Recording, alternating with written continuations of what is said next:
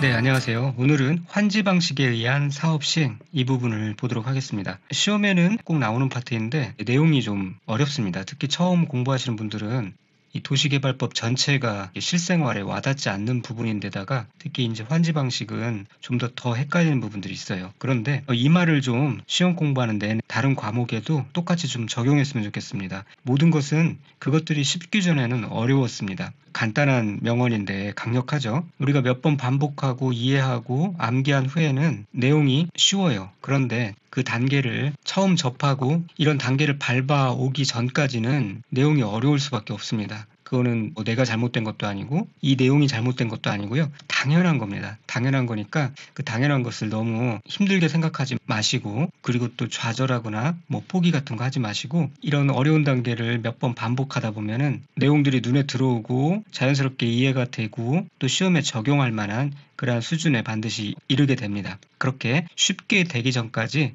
그 어려운 과정들을 잘 견뎌내시길 바랍니다. 자, 그러면은 내용에 들어갈게요. 도시개발법에 있어서 이제 큰 줄기가 수용 사용 방식과 이 환지 방식이 있다고 말씀을 드렸고요. 수용 사용 방식에 대해서는 지난 시간에 강의를 했었죠. 그 다음에 이제 오늘은 이 환지 방식에 의한 사업 시행 방법을 보도록 할게요. 환지 방식은 쉽게 말하면 이 땅을 바꾼다. 그러니까 내 땅을 먼저 내주고 새로 개발 완료된 땅으로 혹은 건축물로 다시 받는 이러한 방식에 의한 사업 시행이라고 말씀을 드렸어요. 그러다 보니 도시개발을 하는 시행자 입장에서는 생으로 모든 땅을 다 사서 개발해야 되는 것에 비해서 땅을 이제 토지들로부터 받아서 개발을 완료한 후에 다시 그것들을 돌려주는 방식으로 하기 때문에 초기에 땅을 구입하는 그 막대한 비용을 절약할 수가 있죠. 그래서 지가가 높은 지역, 땅값이 비싼 지역 그런 곳에 이제 환지 방식으로 주로 진행이 된다. 이런 사전 지식을 갖고 내용에 접하시면 좋습니다. 자, 환지 방식으로 하기 전에 먼저 이렇게 환지 계획을 작성을 해야 되겠죠. 그래서 시행자는 도시개발 사업의 전부 또는 일부를 환지 방식으로 시행하려면 이 다음의 사항이 포함된 환지 계획을 작성해야 돼요. 그래서 내용들이 어떻게 있냐? 환지 설계, 필지별로 된 환지 명세, 필지별과 권리별로 된 청산 대상 토지 명세, 그 다음에 채비지 또는 보류지의 명세, 그 다음에 입체 환지를 계획하는 경우 입체 환지용 건축물의 명세와 입체 환지에 따른 공급 방법 규모에 관한 사항, 그리고 수입 지출 계획서, 평균 부담률 및 비례율과 그 계산서, 건축 계획, 입체 환지를 시행하는 경우로 한정하고요. 이런 것들을 작성합니다. 자, 이거를 샅샅이 외우기는 힘들고요. 이제 이해를 하고 대략 필요한 부분만 암기를 하시면 되겠습니다. 이제 환지 계획을 작성하려면 그 환지 계획에 뭐 이런 설계나 땅을 바꿔줄 그 땅의 환지 명세, 그리고 또 청산을 해야 되는 토지가 있겠죠. 그러한 청산 대상 토지 명세, 그리고 이 환지 계획에는 채비지와 보류지 이런 개념이 등장해요. 그리고 입체 환지라는 것에 대해서 좀 이따 배울 텐데 입체 환지를 하는 경우에 그 입체 환지용 건축물의 명세와 입체 환지에 따른 공급 방법 규모, 수입 지출 계획, 그리고 환지를 할 때 필요한 이런 개념인데 중요한 건 아니고요. 평균 부담률 및 비례율, 그 계산서, 그리고 이제 입체 환지를 하게 되면 건축물을 지어서 그 건축물을 돌려줄 거니까 그러한 입체 환지라는 경우에 건축 계획은 어떻게 될 것인가 이런 것들이 들어간다라는 것이고요. 여기서 이렇게도 암기를 확실히 다시 해놓으시면 좋겠습니다. 환지 계획할 때는 이 설명이 입체로 들리는 보청기가 필요하다. 설명이 입체로 들리는 보청기를 쓰고 이제 환지 계획 설명을 듣는 거예요. 그런 식으로 생각하시면 되겠습니다. 환지 설계, 필지별로 된 환지 형세, 설명이 입체 환지를 계획하는 경우 그 입체 환지에 따른 공급 방법 규모, 채비지, 보류지의 명세, 채비지의 명세, 보류지의 명세, 필지별과 권리별로 된 청산 대상 토지 명세 이런 것들이 필요하다. 그렇게 암기하시면 되겠고요. 나중에 몇 차례 반복하시면 눈에 들어올 겁니다. 그리고 이 환지 계획은 작성할 때 기준이 필요한데 환지 계획은 종전의 토지와 환지의 위치, 지목, 면적, 토질, 수리, 이용 상황, 환경 등을 종합적으로 고려해서 합리적으로 정해야 됩니다. 그리고 환지 계획이 작성에 따른 환지 계획의 기준, 보류지, 책정 기준 등에 대해 관하여 필요한 사항은 국토교통부령으로 정할 수 있습니다. 예전에 옆에 보면은 도시군 계획 시설 설치 기준과 지금 나오는 이 환지 계획의 작성 기준 이런 거는 국토교통부령으로 정하고요. 그 국계법에서 개발 행위의 허가 기준과 성장 관리 계획 수립 기준은 대통령령으로 정했어요. 이거를 구분해서 비교해서 암기해 주시기 바랍니다. 그리고 이 시행자는 환지 방식이 적용되는 해당되는 구역의 조성 토지 등을 평가할 때는 토지평가협의회의 심의를 거쳐서 결정하되 그에 앞서 공인평가 기관, 즉 감정평가법인 등이 평가하게 해야 합니다. 즉 이 말은 감정평가법인 평가 후에 그 다음에 이제 심의를 거친다 그런 말이에요. 자, 이 가격 결정에 대해서 이제 세 가지 케이스가 나왔는데요. 수용사용 방식에 있어서의 출연한 원형지는 감정가격 더하기 공사비 해서 이걸 가지고 협의해서 결정을 했었고요. 역시 수용사용 방식에 나온 조성토지는 감정가격으로 결정을 했었습니다. 그 다음에 여기서의 이제 환지 방식의 조성토지는 감정평가를 받은 후에 이것을 토지평가협의회의 심의를 거쳐서 결정하도록 그렇게 하고 있어요. 자, 이렇게 수용 방식에서의 조성토지는 그냥 감정가격으로 하면 되지만 이 환지 방식의 조성토지는 감정평가 후에 이 심의를 받도록 왜 그렇게 하고 있느냐. 두 가지 방식의 차이점을 알면은 이해를 할 수가 있어요. 그러니까 수용 방식에서의 조성토지의 공급 가격을 그냥 감정평가액으로 바로 결정해도 큰 문제가 없는 이유는 그냥 일괄적인 현금 보상이에요. 그래서 이 상대적인 형평성 문제나 토지 소유자 간 분쟁이 좀 적을 수 있죠.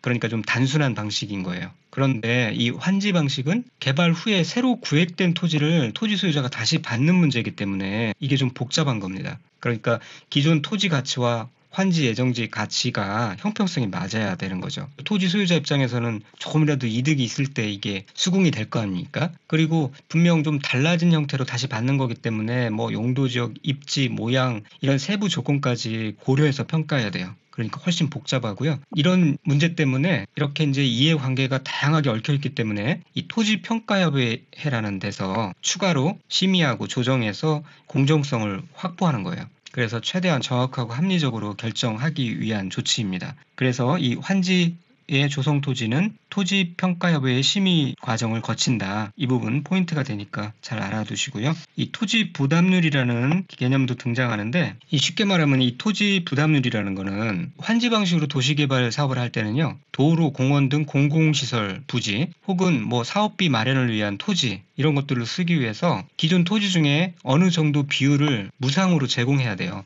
그러니까 이거는 토지주들이 내놓는 그런 토지를 말하는 거죠. 그 비율을 말합니다. 그러니까 토지 부담률이 만약에 30%다. 그러면은 이 토지 소유자는 원래 100평이 있다 그러면 그 100평 중에서 그 30평은 도로, 공원, 사업비 충당용 필지로 제공해 줘야 되는 거예요. 그리고 남은 70평만 가지고 새로운 땅으로, 새로 조성된 땅으로 돌려받게 되는 거예요. 그러니까 토지 부담률이 높다 그러면은 토지 소유자 입장에서는 돌려받는 환지 면적이 줄어드는 그런 개념이죠. 그래서 이 사업 시행자는 토지 부담률을 높이려고 할 거고요. 이 토지 소유자들은 낮은 게 좋겠죠. 어쨌거나 그 기준을 평균 토지 부담률을 50%를 초과할 수 없도록 그렇게 하고 있고요. 해당 구역의 특성을 고려해서 지정권자가 인정하는 경우는 60%까지 할 수 있도록 그렇게 하고 있습니다. 그리고 토지 부담률은 이제 이런 공식이 나오는데요. 그냥 공식만 알아두시면 되겠어요. 보시시 나누기 환시시 이렇게 암기하시면 되겠습니다. 그러니까 쉽게 말하면 전체 환지 계획의 면적에서 보류주로 남겨주는 그 면적을 말하는 거예요. 그렇게 이 정도 하시고 넘어가시고 그 다음에 이제 간선도로에 대한 그런 부담 내용도 살펴봐야 되는데요. 환지계획 구역의 외부와 연결되는 환지계획 구역 안의 도로로서 너비 25m 이상의 간선도로는 토지 소유자가 도로의 부지를 부담하고요. 그 공사비는 이 관할 지방자치단체가 이 공사비를 보조하여 건설할 수 있다. 그러니까 관할 지방자치단체가 도로의 부지를 부담한다? 그러면 틀린 내용이다 라는 알아두시면 되겠습니다. 자, 그리고 이렇게 환지계획을 작성할 때 어떤 특이사항에 대해 보면은 환지를 지정하지 않을 수 있어요. 그걸 환지 부지정이라고 얘기해요. 지정하지 않는다. 어떨 때냐? 신청하거나 또는 동의에 의해서 그 환지에서 제외한다. 그러니까 환지를 지정하지 않을 수 있다는 건데요. 토지 소유자가 신청하거나 동의하면 해당 토지의 전부 또는 일부에 대해서 환지를 정하지 아니할 수 있습니다. 그러니까 그 해당 구역에 있는 모든 토지 소유자가 반드시 환지를 해야 되는 건 아니고요.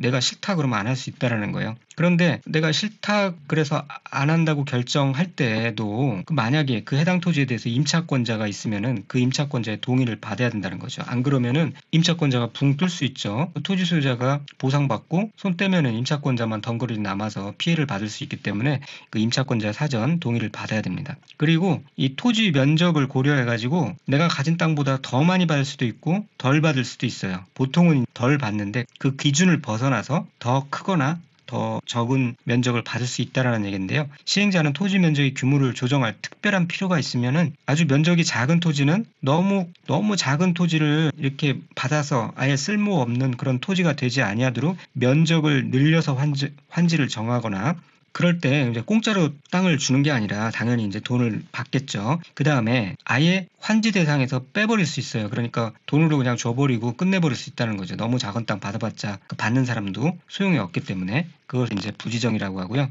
그리고 너무 면적이 넓은 토지는 당연히 그 면적을 줄여서 환지를 정할 수 있겠고요. 이런 경우 면적이 너무 넓은 토지는 감환지는, 그러니까 면적을 줄여서 할 수는 있겠지만 아예 그냥 안 해주겠다, 부지정은 할 수가 없다라는 거죠. 그 다음에 이제 공공시설 용지 같은 경우는 이런 앞에 살펴본 이런 적응 환지의 기준 같은 것들을 다 무시하고 꼭 필요한 어떤 부지에 그냥 지정을 해가지고 그 용지를 적용할 수도 있고, 면적도 그런 식으로 할 수 있고요. 그렇게 적응 환지의 기준을 적용하지 아니할 수 있습니다. 자, 이 말은 뭐냐면은 이제 환지 방식에서 이 적응 환지라는 개념은 토지 소유자가 원래 가지고 있던 그 토지의 위치나 형상 등을 고려해서 최대한 합리적으로 이렇게 새로 환지를 해주는 것을 말해요. 그런데 도로나 공원 이런 공공시설 용지는 특정 위치나 어떤 그런 규모가 필요할 수 있잖아요. 만약에 원래 땅 위치나 그 면적에서 맞추어가지고 그렇게 배정해버리면은 뭐 그렇게 할 수 없을 경우도 존재할 수 있고 바람직하지 않을 수도 있어요.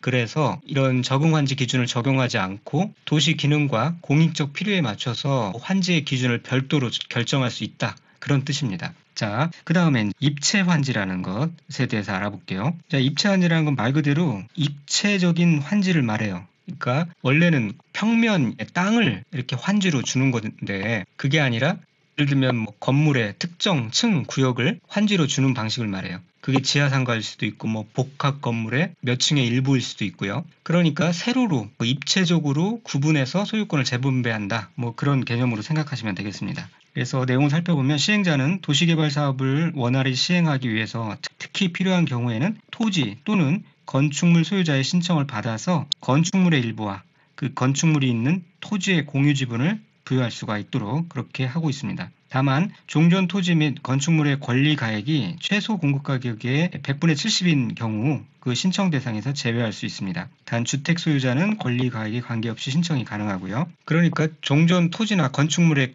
권리 가액이 너무 낮아서요, 너무 싸서 수익성 또는 사업성에 맞지 않을 경우에는 그러한 신청을 받아주지 않을 수도 있다, 그런 얘기입니다. 하지만 이 주거안정 보호를 위해서 이 주택 소유자는 권리 가액이 얼마든지 받아준다. 자, 그렇게 알아두시면 되겠고요. 여기 평면 환지나 이 입체 환지 개념에 대해서 간단히 나와 있죠. 읽어보시면 되겠습니다. 자, 그리고 이렇게 환지를 할 때 제한하는 이런 규정에 대해서도 알아두시면 좋은데, 이 상황이 어떤 상황이냐면은 이 환지 방식으로 이제 도시개발이 진행된다. 그러면은 거기에 포함된 토지주들은 여러 다양한 상황이 있을 수 있겠지만 어쨌든 자신이 가진 재산의 가치를 조금이라도 더 올릴 수 있는 그런 상황이 주어지는 거예요. 그러다 보니까 투기 요소가 침입할 수가 있는 거죠. 어떻게 하면 더 환지를 많이 받을 것인가. 그래서 국리를 하다 보면은 이렇게 뭐 여러 개의 필지로 분할을 한다거나 또는 뭐 단독주택을 갖다가 다가구 주택을 갖다가 다세대 주택으로 전환시킨다거나 이런 상황들이 발생할 수 있는 거예요. 이런 것들을 제한한다, 그렇게 하지 못하도록. 그래서 공람회 또는 공청회 개최에 관한 사항을 공고한 날, 그러니까 이 환지가 진행된다라고 사실 정식으로 공표한 날이겠죠. 그러한 날 또는 투기 억제를 위해서 시행 예정자의 요청에 따라 지정권자가 따로 정한 날, 그날 다음 날부터 이런 것들을 하게 되면은 금전으로 청산하거나 환지 지정을 제한할 수 있다, 그런 내용입니다. 그래서 이제 한번 읽어보시면 되겠고요. 그 다음에 이제 채비지와 보류지의 내용이 나오는데요. 수용사용 방식에서는 원형지, 조성토지 이런 개념이 나왔고요. 이 환지 방식에 나오는 게 이제 채비지와 보류지입니다. 이거를 잘 구분하셔야 돼요. 안 그러면은 이게 용어가 섞여가지고 헷갈립니다. 사실 원형지나 뭐 채비지나 보류지 이게 개념이 비슷한 개념이거든요. 그런데 수용사용 방식에서 이 원형지, 조성토지라는 개념을 사용하고 환지 방식에서 채비지, 보류지라는 개념을 사용한다, 이렇게 딱 구분을 해두셔야 됩니다. 다시 간단히 설명드리면 이 수용 방식에서는 시행자가 사업 구역 안에 모든 땅을 이렇게 수용해서 확보해서 이거를 일정 용도에 맞게 다시 조성해서 조성토지로 공급해요. 그럴 때 이제 조성토지라는 개념이 등장하고요. 아니면은 그냥 수용만 한 상태에서 아직 어떤 그런 공사가 이루어지지 않은 원래 상태의 땅, 그거를 이제 원형지라고 하잖아요. 그 원형지 상태로 공급할 수도 있는 거죠. 그렇게 두 가지 개념이 등장하는 거예요. 그런데 이제 환지 방식에서는 땅을 이렇게 사실 빌려가지고 나중에 개발을 완료한 후에 원래 토지 소유자들에게 돌려주는 그런 구조잖아요. 그래서 이때 이제 이 땅을 개발하고 또 뭐 건물도 짓고 이런 사업비를 조달하기 위해서 채비지를 확보하거나 또는 보류 말 그대로 어떤 변동사항이 생기거나 아니면 뭐 분쟁이 생기거나 그런 것들을 해결하기 위해서 남겨두는 그런 땅, 보류지 그런 개념이 등장하는 겁니다. 그러니까 채비지 보류지는 이렇게 별도로 떼어두는 땅을 말하는 거예요. 그 채비지 보류지에 대해서 좀 더 자세히 살펴보도록 하겠습니다. 시행자는 도시개발 사업에 필요한 경비에 충당하거나 규약, 정관, 시행규정 또는 실시계획으로 정하는 목적을 위해서 일정한 토지를 환지로 정하지 아니하고 그 보류지로 정할 수 있어요. 이렇게 보류지로 정할 수 있고 그 중에 이 보류지 중에 일정 부분을 채비지로 정해서 도시개발 사업에 필요한 경비에 충당할 수 있습니다. 이 채비지 할 때 채비의 한자가 이렇게 되죠. 그 다음에 비용비자, 바꿀 채자고요. 비용비자예요. 그래서 이 비용을 대체한다, 충당한다 그런 뜻이거든요. 사업비를 충당하기 위해서 사업 시행자가 확보한 토지라는 그런 뜻입니다. 채비지요. 이 보류지 중에 일부를 이렇게 떼어서 채비지를 확보합니다. 자, 그리고 이 채비지는 특별자치도시나 시장, 군수 또는 구청장은 공동주택의 건설을 촉진하기 위해서 필요하다고 인정하면 채비지 중 일부를 같은 지역의 집단으로 정하게 할 수 있어요. 여기저기 채비지를 흩어지게 하는 게 아니라 같은 지역의 집단으로 이렇게 정하게 할 수 있다. 또 보류지는 실시계획 인가에 따라 정하되 도시개발 구역이 2개 이상의 환지계획구역으로 구분되는 경우에는 환지계획 구역별로 사업비 및 보류비를 책정해야 합니다. 이렇게 하는 이유는 뭐 당연하겠죠. 만약에 A 구역에 비용이 초과하거나 뭐 부족분이 생겼다. 그럴 때 이제 B 구역에 좀 남는 데서 막 갖다가 그거를 충당하려는 그런 문제가 생길 수 있죠. 그러면은 또 B 구역에 있는 환지 대상자들의 불만이 겠죠. 이렇게 환지 배분의 공정성이나 투명성에 문제가 생길 수 있기 때문에 그렇게 하지 말고 각 구역별로 하라는 얘기예요. 환지 계획 구역별로 사업비 및 보류비를 책정해서 거기서 해결하라 그런 내용입니다. 자, 이렇게 이제 환지 계획이 작성돼서 인가권자에게 인가가 들어오는 거죠. 그 인가권자는 특별자치도지사, 시장, 군수 또는 구청장입니다. 그러니까 가장 가까이 있는 기관의 장이 인가권자가 되는 거예요. 이렇게 시도지사, 시장, 군수, 구청장의 인가를 받도록 하는 것은 환지를 한다는 것은 그 지번 자체, 지적 자체가 달라지는 거예요. 그러므로 지적 소관청인 시군구청장이 인가를 하도록 그렇게 한다. 그렇게 이해하시면 되겠습니다. 다만 이 아래와 같은 경미한 사항인 경우에는 인가를 받지 않아도 된다. 어떤 내용이냐? 종전 토지의 합필 또는 분필로 환지 명세가 변경되는 경우, 지적 측량의 결과를 반영하기 위해서 환지 계획을 변경하는 경우, 환지로 지정된 토지나 건축물을 금전으로 청산하는 경우, 이런 경우에는 인가를 받지 않아도 됩니다. 인가 절차는 인가 신청 전에 임차권자 등에게 먼저 알려줘야 돼요. 그 다음에 14일 이상 일반인에게 공람을 시켜야 하고요. 이때 임차권자 등은 공람 기간 내에 의견을 제출할 수 있습니다. 토지 소유자나 임차권자 등은 공람 기간에 시행자에게 의견서를 제출할 수 있고요. 제출된 의견에 대하여 공람 기일이 종료된 날부터 60일 이내에 반영 여부에 관한 검토 결과를 통보해야 합니다. 자, 그 다음에 환지 예정지라는 개념이 등장하는데요. 모든 환지 절차에 있어서 환지 예정지를 지정하는 것은 아닙니다. 필요에 따라 지정할 수도 있고 안 할 수도 있는데 이 환지 예정지를 지정하는 이유는 도시개발 사업의 불확실성을 줄이고 토지 소유자와의 갈등 방지를 위해서 사업 시행 후에 토지 소유자가 새롭게 받게 될 토지를 미리 정해놓는 거예요. 그러니까 내 땅이 환지가 최종 진행되면은 어느 위치에 어떤 규모의 땅을 받게 되는구나 미리 알게 되면은 안심이 되겠죠. 그리고 그게 불만 있으면 미리 불만을 제기할 수도 있고요. 그러면 이 전체 이제 과정이 뭐 몇 년에 걸쳐서 진행될 텐데 좀 불안감을 덜 수 있고요. 확신을 갖고 또 토지 소유자들도 대책을 세우고 준비를 할 수가 있겠죠. 그런 장점 때문에 환지 예정지를 이렇게 환지 절차의 어느 지점에서 이 환지 예정지를 정할 수 있다라는 얘기입니다. 그래서 반드시 그렇게 해야 되는 건 아니에요. 지정할 수 있다예요. 시행자는 도시개발 사업의 시행을 위하여 필요하면 도시개발구역의 토지에 대하여 환지 예정지를 지정할 수 있습니다. 그리고 이 경우에 종전 토지에 대한 임차권자 등이 있으면은 해당 환지 예정지에 대해서 해당 권리의 목적인 토지 또는 그 부분을 같이 아울러서 지정해야 됩니다. 그래서 이 환지 예정지가 이렇게 지정되면 어떤 효과가 있는지 먼저 밑에 내용을 살펴보면은 환지 예정지가 지정되면은 종전의 토지 소유자와 임차권자 등은 환지 예정지 지정의 효력 발생일로부터 환지 처분이 공고되는 날, 끝에 마무리되는 날까지 이 환지 예정지나 해당 부분에 대해서 종전과 같은 내용의 권리를 행사할 수 있어요. 그리고 이 종전의 토지는 사용하거나 수익할 수 없습니다. 자, 이 내용을 이 표로 이렇게 정리해 봤는데요. 이렇게 이해하시면 됩니다. 이렇게 하나의 토지가 있는데, 내가 가진 토지가 있는데 이제 환지 예정지로 이렇게 지정이 되는 겁니다. 보통은 이렇게 과만지가 되죠. 면적이 줄어듭니다. 대신에 이 땅의 가치가 훨씬 더 많이 올라감으로 인해서 이득을 보게 되는 그런 구조인 거예요. 그러니까 요게 이제 종전 토지가 되는 거고, 여기가 이제 환지 예정지의 토지가 되는 거죠.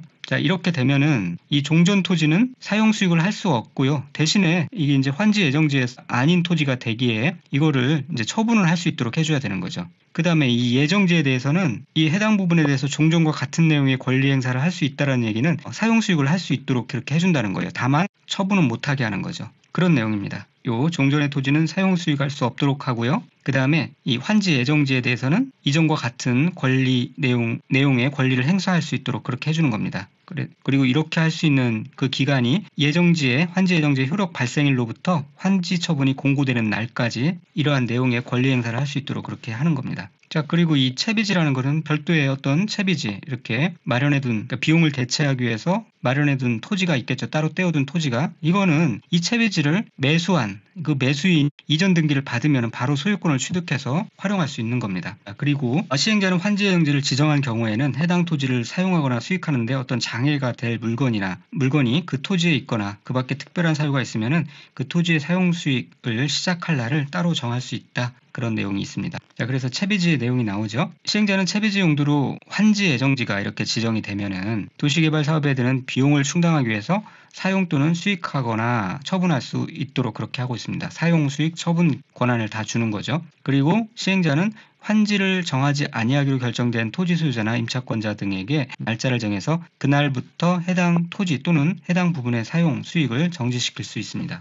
자, 그리고 이 밑에 있는 내용은 한번 읽어보시면 되겠고요. 자, 그 다음에 이제 환지 처분에 대해서 알아볼 텐데, 이제 모든 끝나서 토지가 개발되고 건축물이 올라가고 한 후에 최종적으로 환지를 해주는 겁니다. 그거를 환지 처분이라고 하는데요. 환지 처분이란 시행자가 환지 계획에 따라 공사를 완료한 후에 종전의 토지에 관한 권리를 가름하여 새로운 토지와 그 토지에 관한 권리를 교부하고 정식으로 주고, 그 과정에서 발생하는 과학 부족분에 대해서 금전으로 청산하는 행정처분을 말해요. 땅을 너무 적게 주면은 돈으로 보상해 줘야 되겠고요. 그 다음에 땅을 너무 넓게 줬다 그러면은 돈으로 다시 받아내서 그것들을 모두 청산하는 그런 과정을 말합니다. 그래서 환지 처분의 절차를 보면은 공사 완료 공고 및 공람을 하고요. 의견서를 제출하고 준공 검사를 한 후에 그 다음에 이제 환지 처분을 공고를 합니다. 그래서 각 단계를 좀 더 자세히 보겠습니다. 시행자는 환지 방식으로 도시개발 사업에 관한 공사를 끝낸 경우에는 지체 없이 이를 공고하고 공사 설계서 및 관련 도면 등의 공사 관계 서류를 14일 이상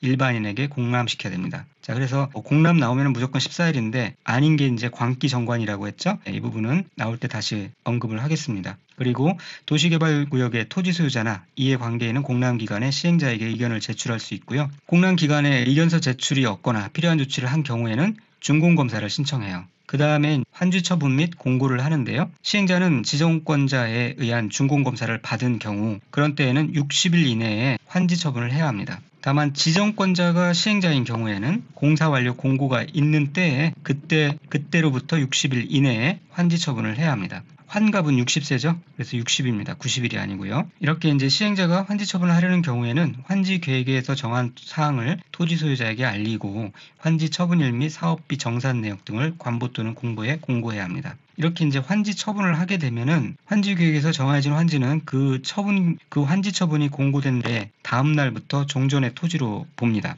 자, 이 말이 좀 헷갈리죠? 이 말은 뭐냐면은 이 종전에 내가 갖고 있는 토지와 같은 권리를 가지고 있는 것으로 이제 정식으로 간주한다, 봐준다 그런 뜻입니다. 그러니까 새로 받은 그 땅에 대해서 이전과 똑같은 권리를 이제 그 땅에 행사할 수 있다 그런 내용인 거죠.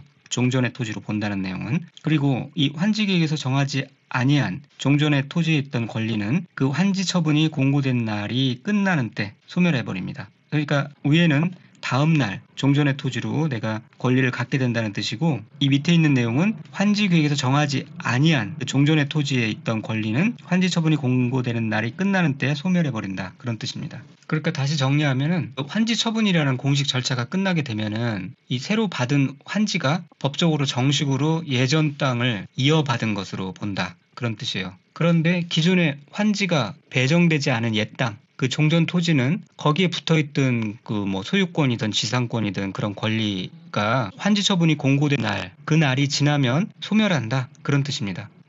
쉽게 다시 한번 정리하면 환지 처분이 결정되면 과거 땅의 권리가 모두 새로 배정된 환지로 옮겨간다는 거고요. 환지를 받지 못한 옛 땅의 그런 권리들은 다 소멸된다, 정리된다, 그렇게 이해하시면 되겠습니다. 그 다음에 이제 몇 가지를 더 살펴봐야 되는데요. 이 종전 땅에 행정상 처분이나 재판상의 처분 같은 게 있을 수 있잖아요. 이런 것은 새로 환지를 받았다고 해서 사라지고 없어지는 게 아니라 이렇게 종전의 토지에 전속된 것에 대해서는 영향을 미치지 않고 계속 존속한다, 그런 뜻입니다. 옆에 내용 읽어보시면 되겠고요. 그리고 도시개발구역 토지에 관한 지역권은 환지 처분에도 불구하고 종전의 토지에 존속하게 됩니다. 이 지역권은 계속 존속한다는 것이고, 다만 도시개발 사업의 시행으로 행사할 이익이 없어진 지역권은 환지 처분이 공고되는 날이 끝나는 때 소멸합니다. 그러니까 기존의 지역권은 원칙적으로 계속해서 종전 토지에 계속 존재하게 된다는 거예요. 그런데 이 도시개발 사업으로 해서 실익이 없어졌다, 그런 지역권은 굳이 유지될 필요 없으니까 그냥 소멸시킨다,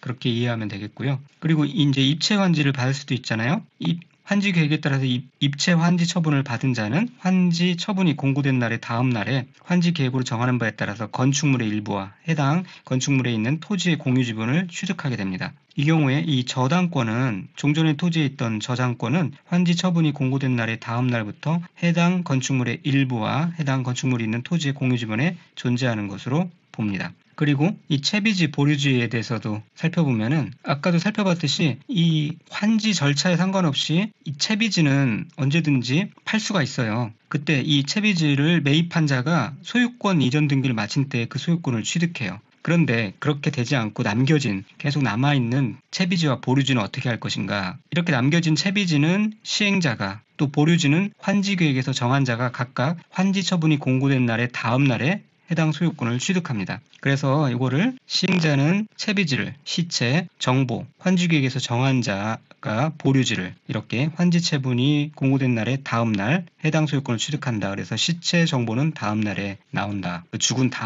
당일에 나오는 게 아니라 다음 날에 나온다. 시체, 정보, 다음 날, 그렇게 암기하시면 되겠습니다. 그리고 이 청산금은 환지 처분이 공고된 날의 다음 날에 확정이 됩니다. 부족분은 청산금을 줄 수도 있고요, 받아낼 수도 있고, 어쨌든 다음 날에 확정된다. 자, 밑에 내용도 읽어보시고 그러면 이 청산금에 대해서 살펴보도록 할게요. 이 청산금이란 것은 환지 처분에 의한 적법한 원인으로 인하여 발생한 재산가치의 과부족분을 금전으로 정산한 금액을 말하고요. 이 청산금은 환지를 정한 경우에도 중에 청산금을 정산을 해야 되고, 그 환지로 정하지 않은 경우, 이런 경우도 청산금을 주고 끝내야죠. 그 경우는 이 시행자가 나는 환지를 받지 않을래 라고 하는 사람의 그 땅을 사는 개념이죠. 청산금을 주고. 그렇게 이 과부족분은 종전의 토지 및 환지의 위치, 지목, 면적, 토질 수리, 이용상황, 환경 등을 종합적으로 고려해서 금전으로 청산해야 합니다. 돈 주고 끝내야 된다라는 거고요. 이 청산금은 그러면은 언제 결정되느냐? 청산금은 환지 처분을 하는 때, 그때 결정이 됩니다. 그래서 이 환지 처분을 실제로 하는 때 결정된다. 위에 나왔죠. 청산금은 환지 처분이 공고되는 날에 다음 날에 확정돼요. 그런데 위에 살펴봤듯이 이 대상에서 제외된 경우는 어떻게 할 것인가? 이게 이제 아래의 내용인데요. 본인의 신청 또는 동의에 의해서 환지를 받지 않겠다. 혹은 너무 토지가 작아서 할 수가 없다. 그거를 이제 환지 부지정이라고 하는데요. 이 두 가지 케이스에 따라서 환지 대상에서 제외한 토지가 있을 수 있잖아요. 이런 토지에 대해서는 맨 마지막에 환지 처분을 하는 때에 이 청산금이 결정되는 게 아니라 그 전에 미리 이 청산금을 언제 해야 될지 모르겠지만 교부하는 그때 이제 청산금을 결정해서 청산금을 지급하는 겁니다. 청산금을 결정하는 겁니다. 그래서 이 밑에 보면 징수 및 교부 시기가 나오는데요. 이 징수 및 교부 시기도 두 가지로 나뉘는 거죠. 이 정상적으로 환지 처분을 하는 경우에는 이 환지 처분이 공고된 후에 확정된 청산금을 징수하거나 교부해야 하지만 이 환지 부지정한 앞에 살펴본 그런 케이스 같은 경우는 환지 처분을 하기 전이라도 미리 그 청산금을 교부할 수가 있어요. 그렇게 해서 끝내는 거죠.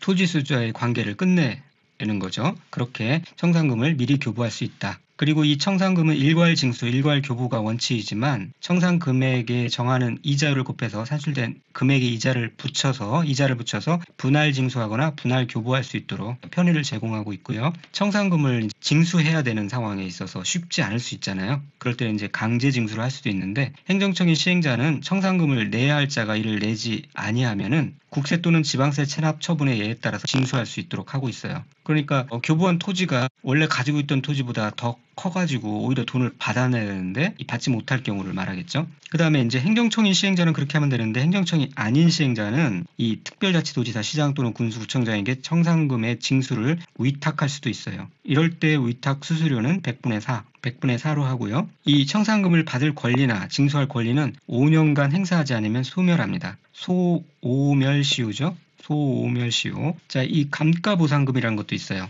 이 청산금하고는 좀 다른 내용이에요. 이거는 이 도시개발 사업의 시행으로 사업 시행 후 토지 가액의 총액이 나중에 다 끝나고 나서 토지 가액 총액을 해봤더니 사업 시행 전에 토지 가액이 총액보다 줄어든 경우가 있을 수 있잖아요. 이런 경우에는 그 차액에 해당하는 감가보상금, 이때 이제 등장하는 게 감가보상금인데 이 감가보상금을 종전 토지의 소유자나 임차권 등에게 지급하여야 합니다. 그러니까 이 청산금과 보상금의 이 차이를 하시면 되겠습니다. 이거는 청산금은 이 시행하는 자, 그러니까 지급하는 자가 시행자가 지급했잖아요. 그런데 이 감가보상금은 행정청인 시행자가 지급하는 겁니다. 자, 그렇게 지금까지 환지에 대해서 알아봤고요. 내용이 쉽지 않은 내용이죠. 도시개발법 중에서 이 부분이 제일 힘들 수 있어요. 몇 번 반복하시면은 어렵던 내용이 쉽게 다가오는 그런 타이밍이 있을 겁니다. 다음 시간에는 이제 비용 부담에 대해서 살펴보면서 도시개발법을 마무리하고 또 문제를 살펴보고 끝내도록 하겠습니다. 감사합니다.